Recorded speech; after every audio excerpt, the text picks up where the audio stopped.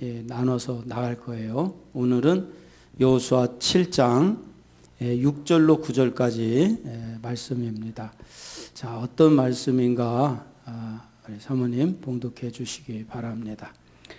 우리는 여기서 이 슬픈 사건에 대한 여호수아의 깊은 심려에 관한 이야기를 알게 될 것입니다.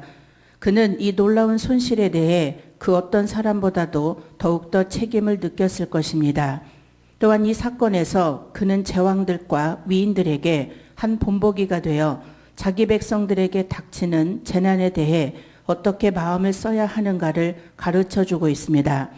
또한 그는 그리스도의 모형으로서 그의 부하들의 피는 그에게 있어서 귀한 것임을 보여주었습니다.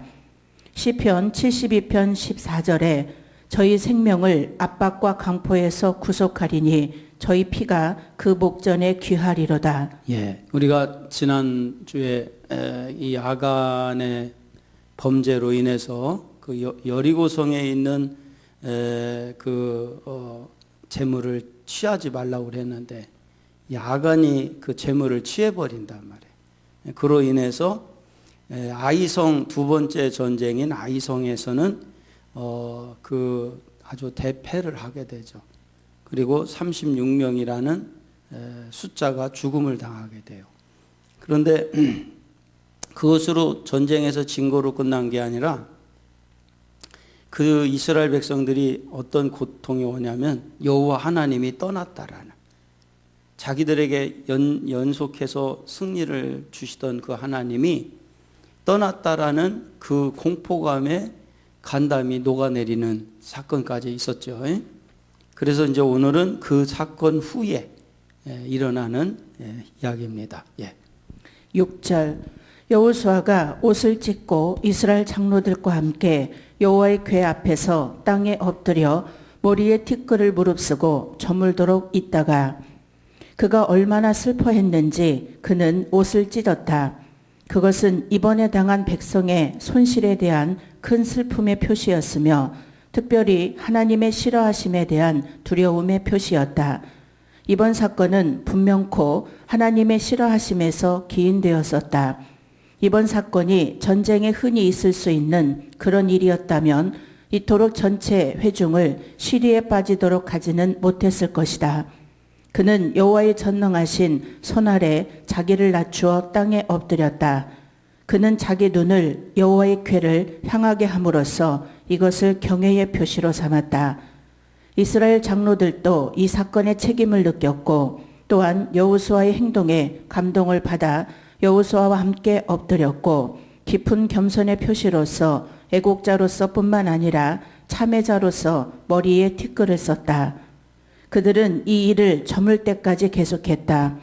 그것은 어떻게 하는 것이 순간적인 감정의 결과가 아니라 만일 하나님이 이 모양 저 모양으로 진노하사 자기들을 떠나시면 그들이 얼마나 비참해지며 위험해지는가에 대한 깊은 확신에서 이루어진 것임을 나타내기 위한 것이었다.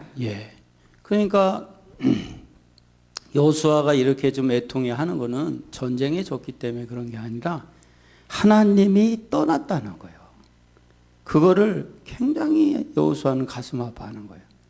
그런데 이제 뒤에 보면은 여호수아가 이제 어떤 조치를 취하냐면요, 그런 문헌이 나와요. 정탐꾼들이 정확한 정보를 갖고 오지 않았다. 그래서 그 정탐꾼들을 나무라하지도 않고, 그 다음에 전쟁에 패한 이스라엘 군인들을 나무라하지도 않아요. 그들에게 다 어떻게 보면은 좀씩의 다 어느 정도의 책임은 다 있거든요. 그런데 그들을 일도 얘기하지 않고 뭐라고 얘기하냐면 왜 우리가 하나님이 우리를 떠났냐, 그 원인을 찾는 거예요. 그러니까 저는 그 부분을 보면서 굉장히 은혜가 됐어요. 이게 바로 여호수아의 신앙적인 거구나. 여호수아는 그 정탐을 잘못한 사람들에 대해서 책임을 묻지도 않았고 전쟁에서 진 군인들을 향하여 그들을 향해서도 나무라 하지 않았어요. 대신에 왜 우리가 이렇게 하나님이 떠났는가에 대한 금방 말씀드린 것대로 우리의 죄가 뭐냐? 참 이게 우리 요즘에 매번 나누는 말씀 아닙니까? 똑같이 지금 우리가 지금 말씀 나누는 것 같이 똑같이 여호수아가 위대했던 거는 누구에게도 잘못을 돌리지 않아요. 왜 우리가 이렇게 패배했는가? 그 죄의 원인을 찾기 시작하는 거예요. 그게 이제 뒤에 보면 나옵니다. 예. 여호수아는 적군의 세력에 대해 잘못된 정보를 가져온 정탐꾼들이나 군대의 비겁한 행위들이 실제 책망을 들을 만한 것들이었지만 비난하지 않았습니다. 그는 오직 자기 진영에 제거하지 못한 무슨 죄악이 있는가 알기 위해 여호와에게 눈을 향하고 있었다. 그의 하나님의 분노의 이유를 알기 위해서 하나님께로 향하고 있었다. 그것만이 그를 괴롭히는 것이었다. 그가 어떻게 탄원을 했는가? 얼마나 겸손하게 이 문제를 하나님께 간청했는가? 그는 참으로 겸손한 어조로 하나님에게 자기의 고충을 토로함으로써 자기의 감정을 억제해서 기도를 잘 끝맺는다. 6절 여호수아가 옷을 찢고 유대인의 의복은 흔히 통으로 짠 것이어서 가슴 부분에 옷깃을 잡고 좌우로 당기면 찢어지도록 되어 있었다. 그런데 이처럼 자신의 옷을 찢는 행위는 극도의 고통이나 번뇌에 사로잡혔을 때 취해지곤 했던 극한 슬픔의 표시였다. 한편 여기서 여호수아는 전쟁의 패인을 수적 열쇠라든가 작전 미숙 등 다른 곳에서 쉽게 찾을 수도 있었고 아니면 이번 전투의 패배를 거울 삼아 더욱 병력을 증강하여 아이성 군대에 곧장 반격할 수도 있었다. 그러나 여호수아가 이토록 고통스러워하고 큰 슬픔에 빠진 이유는 전쟁의 승패를 떠나 하나님의 손길이 이제 이스라엘을 떠났다는 것을 직감했기 때문이다. 예. 그러니까 이제 우리도 마찬가지죠. 우리가 뭐 잘못하고 뭐가 잘못되고 그런 게 문제가 아니라 우리 신앙인들에게 가장 큰 것은 하나님의 손길이 우리를 떠났다는 거예요. 그럼 끝난 거예요, 그거는. 그래서 여호수아가 지금 이 고통스러워하는 것은 어떤 것 때문에 그런 게 아니라 하나님의 손길이 이스라엘을 떠났다는 걸 느꼈어요. 그래서 굉장히 지금 고통스러워하는 거죠. 예. 즉 항상 승리케 함으로써 가나안 땅을 이스라엘에게 주실 것이라고 하셨던 하나님의 거듭된 약속과는 달리 전쟁의 결과는 참담한 실패였던 것이다. 이와 같이 약속과 결과가 일치하지 않을 때 여호수아는 하나님이 이제 이스라엘을 싫어하사 당신의 약속을 철회하셨기 때문에 이스라엘이 전쟁에 실패하였다고 결론을 지을 수밖에 없었던 것이다. 땅에 엎드려 머리에 티끌을 무릅쓰고 땅에 엎드리는 행위는 5장 14절과 똑같이 겸손과 자기 비하의 행위이지만 여기서는 비장한 각오를 가지고 하나님께 기도하여 어려움을 해결해 보려는 결단성까지 내포하고 있다. 또한 티끌을 무릅쓰고는 직역하면 머리에 흙을 올려놓고인데 이는 자신의 가장 고귀한 부인 머리에 가장 천한 땅의 티끌을 뒤집어 씀으로써 극도의 비천과 수모 및 굴욕 상태를 나타내는 행위였다. 따라서 이러한 행위는 주로 근친의 죽음이나 국가적 재난을 당했을 때 그 사실을 애도 통곡하는 의미로 사용되었다. 한편 이런 뜻을 나타내는 행위에는 이 밖에도 베옷을 입고 또 가슴을 치며 또 금식을 하며 또 머리를 밀거나 몸을 베는 것 등이 있었다. 이러한 풍습이 나중에는 외형적 격식으로 흐르게 되자 선지자 요엘은 진정한 마음으로 애통하며 회개하라고 외치기도 했다. 7절 여호수아가 가로되 슬프도소이다. 주 여호와여 어찌하여 이 백성을 인도하여 요단을 건너게 하시고 우리를 아모리 사람의 손에 붙여 멸망시키려 하셨나이까. 우리가 요단 저편을 족하게 여겨 거하였다면 좋을 뻔하였나이다. 그는 요단강 건너편 쪽 두 지파의 땅을 모두 나누어 가졌더라면 좋았을 것이라고 말한다. 차라리 그곳에 머무르고 모자라게 사는 것이 여기까지 건너와서 패배를 당하기보다는 더 낫지 않았을 것인가라고 그는 생각한다. 이것은 하나님께 대해 지나친 불신을 풍기는 것이다. 그토록 대중을 위하는 일에 깊은 관심을 가졌던 사람이 당하는 놀라움과 실망이 오죽했겠느냐고 하는 것이 이러한 인사에 대해서 부분적인 변명이 될 수 있을지는 몰라도 절대로 이러한 생각을 정당화시킬 수는 없다. 예, 그렇게 잘하던 여호수아도 지금 하나님 앞에 한탄을 하는 거예요. 그런데 놀라운 것은요, 뒤에 보면 그런 문헌이 나와요. 하나님은 이 여호수아의 이렇게 불순한 얘기를 불순으로 1도 생각하지 않아요. 그리고 여호수아의 이 모든 하소연을 그대로 인정하고 받아줘요. 왜냐하면 여호수아가 지금 불순종해서 이런 결과가 나온 건 아니니까. 그래서 하나님은 그 중심을 다 푸시고 여호수아의 이 한탄을 불경죄로 보지 않고 그대로 다 받아들여 주셔요. 예. 우리를 멸망시키기 위해서 요단을 건너게 하셨나이까 하는 이러한 말들은 불평자들이 자주 하던 말과 너무나 흡사하다. 그러나 마음을 감찰하시는 분은 이러한 언사가 불평자들과는 다른 정신에서 토로되고 있음을 아셨다. 그러므로 그가 실수로 말한 것에 대해 오점을 찍으려고 하시지 않으셨다.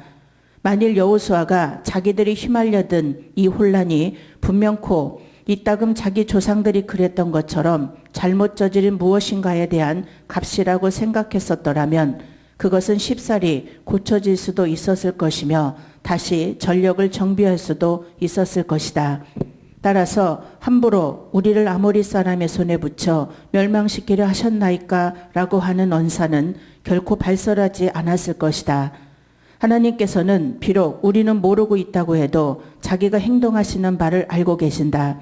그러나 우리가 확신하는 바는 하나님의 절대로 우리를 해롭게 하시는 일도 없으시며 하시지도 않으신다는 것이다. 예. 그러니까 하나님이 지금 이 여호수아의 이 모든 행위를 악하게 보지를 않으셔요. 악하게 보지 않고 이제 그 여호수아의 이런 모든 행위를 나중에 이제 뒤에 보면은 여호수아가 깨닫게 해요. 왜 이렇게 전쟁에서 패할 수밖에 없었는가. 이런 걸 이제 깨닫게 하시죠. 예. 7절 슬프도소이다 좋을 뻔하였나이다. 이 말은 마치 광야에서 애굽의 고기 가마를 그리워했던 이스라엘 선조들의 탄식을 연상케 하는 구절이다. 그러나 여기 여호수아의 원망은 광야에서 하나님을 거역하여 터뜨린 이스라엘 백성들의 원망과는 전혀 다르다. 즉 이스라엘 백성들의 광야의 원망은 하나님의 뜻을 거스린 패역과 불신에서 비롯된 것이지만 아이성 전투 패배 후 여호와의 궤 앞에서 털어놓은 여호수아의 원망은 기도로서 하나님과 영적 씨름을 하는 지도자의 고뇌와 신앙에서 비롯된 것이다. 여호수아가 왜 이렇게 고뇌하고 있냐면 전쟁의 패배의 원인을 아직은 모르잖아요. 그러니까 너무 괴로운 거예요. 뭐 때문에 졌을까? 우리가 뭘 잘못했기에 하나님이 이렇게 고통을 주시는가? 그리고 더 괴로웠던 것은 여호수아에게 있어서 하나님이 함께하지 않는다는 것은 아무 소용도 없는 거예요. 여호수아에게. 여호수아에게는 하나님이 계셔야 돼요. 근데 지금 여호수아가 괴로워하는 것은 하나님이 떠났거든. 근데 떠난 이유를 몰라. 지금 아직까지는. 그렇기 때문에 고통스러운 거예요. 예. 아모리 사람, 아모리 족속은 가나안의 여러 족속들 가운데 가장 강력한 족속이었다. 따라서 흔히 아모리 족속은 가나안 족속 전체를 대표하여 지칭하는 말로 사용되었다. 예. 그러니까 아모리 사람들을 들어서 이제 그 여호수아가 지금 고통을 호소하잖아요. 근데 아모리 사람을 들은 것은 아모리 사람을 가나안의 어떤 가장 강력한 족속이었어요. 아모리 족속이. 그러니까 그들을 가나안 전체를 대표해서 그 대표로서 지칭한 말이라는 거예요. 예. 요단 저편, 즉 요단 동편, 트랜스 요르단 지역을 가리킨다. 민수기 32장 19절 주석을 참조. 8절 주여 이스라엘이 그 대적 앞에서 돌아섰으니 내가 무슨 말을 하오리이까. 여호수아는 이 사건이 뜻하는 의미를 모르는 사람처럼 말하고 있다. 근래에 그토록 놀라운 일을 행하시고 이 땅을 완전히 소유하도록 약속해 주신 당신의 백성 이스라엘이 그들의 원수 앞에서 등을 보였으니 내가 무슨 말을 하오리이까? 8절 내가 무슨 말을 하오리이까? 이 질문은 이어나오는 9절과 연결시켜 이해하여야 한다. 즉 여호와의 군대 이스라엘이 가나안의 대적들에게 패주한 것은 결국 여호와의 거룩하신 성호가 더럽혀진 결과밖엔 되지 않는데 그 사실을 어떻게 이해할 수 있겠는가라는 의미이다. 달리 말하면 이스라엘이 대적 가나안 족속에게 패배한 것은 하나님께서 그렇게 하신 거나 다름이 없지 않느냐는 호소이다. 이처럼 여호수아는 지금 자신의 평판에 대해서 관심을 기울이고 있는 것이 아니라 하나님의 거룩하신 이름이 대적 가나안 족속에게 행여 멸신을 당하지 않을까라는 바로 그 사실을 염려하고 있었던 것이다. 이 이스라엘이 요단강을 건넌 사건도 또 이 요단 동편 땅에서 아모리 족속을 물리친 것도 그렇고 여리고성을 무너진 것도 그렇고 다 여호수아는 누가 하신 거라고 알고 있냐면 하나님이 하신 거거든. 그런데 지금 이렇게 아이성과의 전쟁에서 그 패배하고 난 다음에 너무 고통스러웠던 이유는 뭐냐면 패배를 시킨 게 누가 했다는 걸 또 알아. 하나님이 하셨다는 걸 알고 있다는 거예요. 응? 그러니까 우리가 지금도 똑같아요. 지금도 우리가 신앙생활 하는데 잘 될 때도 누가 하시는 거고 하나님이 하시는 거고 우리가 어려움을 당할 때도 누가 하시는 거예요. 하나님이 하시기 때문에 우리가 여호수아와 같은 관점에서는 본다면 고통이 온다는 거예요. 예. 한편 이러한 기도의 예는 일찍이 모세의 중보기도 속에서도 잘 나타난 바 있었다. 9절 가나안 사람과 이 땅 모든 거민이 이를 듣고 우리를 둘러싸고 우리 이름을 세상에서 끊으리니 주의 크신 이름을 위하여 어떻게 하시려나이까. 그는 이스라엘이 지금 당하고 있는 파멸의 위험을 간절히 호소한다. 가나안 족속들이 우리의 보호자가 떠나고 자기들의 때가 왔다고 생각하여 우리를 둘러싸고 치리니 우리는 과거에 무서운 존재였던 그만큼 이제는 경멸의 존재가 되고 말 것입니다. 따라서 그들은 우리 이름을 세상에서 끊어버릴 것입니다. 이와 같이 비록 선한 사람이라도 일들이 조금만 자기들에게 불리하게 진행되면 곧 최악의 경우를 걱정하게 되고 실제보다 훨씬 더 불행한 결론을 쉽사리 내리는 경향이 있습니다. 그러나 여기서는 이러한 간청이 포함되어 있습니다. 여호와여, 이렇게도 당신에게 소중하고 세상에서 큰 당신의 이스라엘의 이름을 끊어지게 마옵소서. 예. 그러니까 사실 여기 본문에 문헌에 나온 것처럼 우리가 살다 보면 조금 어려운 일이 있거든요. 그러면 사람들은 최악의 경우를 미리 땡겨서 미리 앞으로 당겨서 이제 걱정하는 경우들이 있다는 거예요. 그리고 훨씬 더 불행한 결론을 쉽사리 내리는 경향도 있다는 거예요. 그러나 이러한 간청이 포함되어 있는데 그러나 여호수아는 여호와여 이렇게도 당신에게 소중하고 세상에 큰 당신의 이스라엘 이름을 끊어지게 마옵소서. 그러면서 여호수아는 지금 최악의 경우를 생각하는 것을 떠나서 하나님께 간청하는 거예요. 절대 한 번만 더 기회를 달라는 거예요. 응? 잘못했다는 거예요. 뭐 때문에 우리가 이렇게 하나님이 속상해 하시고 전쟁을 패하게 하신 줄 모르겠지만 하나님 우리를 절대로 버리지 말라는 거예요. 예. 9절 우리를 둘러싸고 우리 이름을 세상에서 끊으리니 전능하신 신 여호와께서 함께 하심으로 연전연승을 계속해오고 있던 이스라엘 군대로 인해 잔뜩 공포심에 사로잡혀 있었던 가나안 족속들이 이제 하나님께서 이스라엘을 버리심으로 말미암아 그들이 작은 아이성의 군대에게 조차 패배했다는 소식을 듣고 심기일전하여 상호 동맹을 맺고 세차게 공격해오면 이스라엘은 가나안 정복은커녕 그들의 생명조차 보존할 수 없을 것임을 뜻하는 말이다. 예.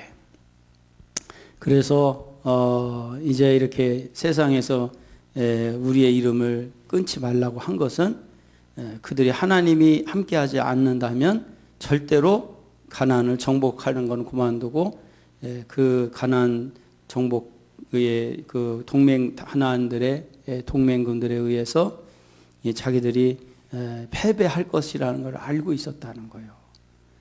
그런데 우리가 이제 살다 보면 어려움이 오지만 또 우리가 자중하고 하나님 앞에 회개하고 또 열심히 기다리면서 순종할 때 또 하나님께서 또다시 우리를 이끌어 가실 때가 있단 말이에요.